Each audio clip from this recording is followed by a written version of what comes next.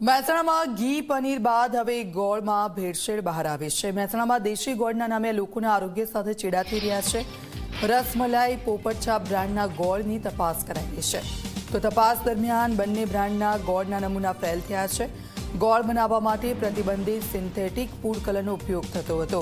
દેશી ગોળને ચીકણી બનાવવા માટે કલરનો ઉપયોગ થયો હતો। સફેદ ગોળને ચમકાવવા માટે સિન્થેટિક કલરનો ઉપયોગ કરાતો હતો। સિન્થેટિક કલર લીવર અને કિડનીને નુકસાન કરે છે।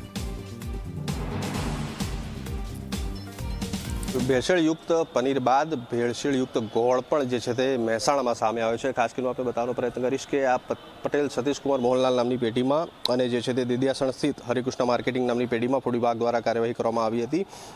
જે છે તે તેમાં દેશી ગોળના નામે જે ભેળસેળ થતી હોય તે પ્રકારની વાત સામે હતી। ફૂડ વિભાગના દરોડા બાદ કહી શકાય કે ફૂડ વિભાગે પરીક્ષણમાં રસમલાઈ અને પોપટછાપ ગોળના 6 જેટલા નમૂના લીધા હતા। નમૂના જે છે તે ફેલ આવ્યા છે। હાલમાં બંને બ્રાન્ડના ગોળ માં પ્રતિબંધિત જે છે તે સિન્થેટિક ફૂડ કલરની માત્રા મળી આવી છે।